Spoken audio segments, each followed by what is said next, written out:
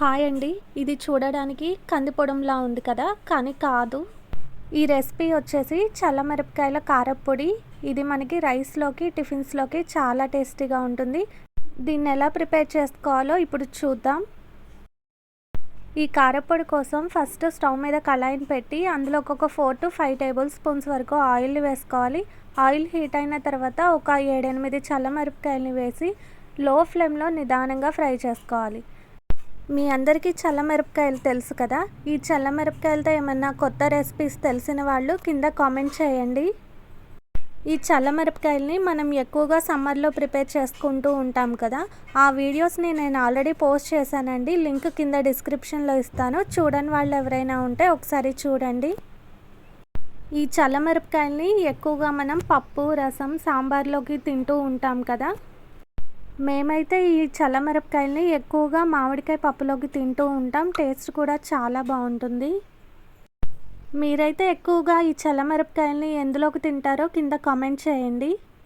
ఇలా వేయించుకున్న ఈ చల్లమిరపకాయలని మిక్సీ జార్లోకి వేసేసి మూతను పెట్టి కోర్స్గా గ్రైండ్ చేసుకోవాలి.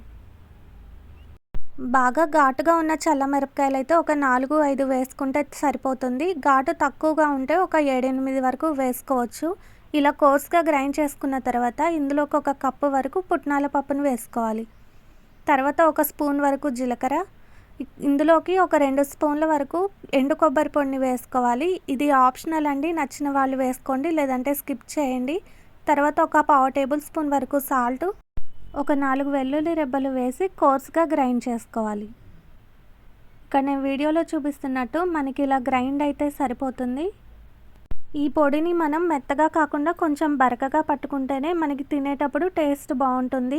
ఇప్పుడు స్టవ్ మీద కళాయిని పెట్టి ఒక స్పూన్ వరకు ఆయిల్ని వేసుకొని ఆయిల్ హీట్ అయిన తర్వాత ఆవాలు ఒక స్పూన్, అలానే కొంచెం కరివేపాకు వేసి ఫ్రై చేసుకోవాలి. చల్లమిరపకాయల్ని ఘాటు ఎక్కువ తినని వాళ్ళు బజ్జీకాయలతో కూడా పెట్టుకోవచ్చు. ఘాటుని ఇష్టపడే వాళ్ళైతే కూరలో మిరపకాయలతో పెట్టుకున్నా కూడా టేస్ట్ బాగుంటుంది. ఇలా తాలింపు వేగిన తర్వాత దీన్ని స్టవ్ ఆఫ్ చేసుకొని మనం ముందుగా గ్రైండ్ చేసుకున్న కారప్పొడిని బౌల్లోకి వేసుకోవాలి. ఇప్పుడు ఇందులోకి ఆ తాలింపుని కూడా వేసుకొని మొత్తాన్ని బాగా మిక్స్ చేసుకోవాలి. ఇలా ఈ తాలింపు మొత్తాన్ని ఆ పొడిలోకి కలుపుకోవాలి. ఇలా కలుపుకోవడం వల్ల మనకి ఈ కారప్పొడి అనేది టేస్ట్ ఉంటుంది. ఈ కారప్పొడి మనకి రైస్లోకే కాకుండా టిఫిన్స్లో కూడా చాలా బాగుంటుంది. ఈ కారప్పొడి మనకి టిఫిన్స్లోకి అయితే పోపు పెట్టుకోపోయినా కూడా బాగుంటుంది. ఒకవేళ రైస్లోకి తినాలి అనుకుంటే పోపును పెట్టుకోండి, టేస్ట్ చాలా బాగుంటుంది. అంతే అండి, చాలా సింపుల్గా టేస్టీగా ఉండే చల్లమిరపకాయల కారప్పొడి అనేది రెడీ అయిపోయింది. ఈ వీడియో నచ్చితే తప్పకుండా ఒక లైక్ చేయండి. అలానే రెసిపీ ట్రై చేసి ఎలా ఉందో నాకు కమెంట్ చేయండి. ఇలాంటి మరిన్ని టేస్టీ రెసిపీస్ కోసం నా ఛానల్ని సబ్స్క్రైబ్ చేసుకొని పక్కనే ఉన్న బెల్ ఐకాన్ని ట్యాప్ చేసి ఆల్ అనే ఆప్షన్ని సెలెక్ట్ చేయండి.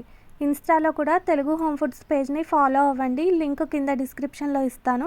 Thanks for watching.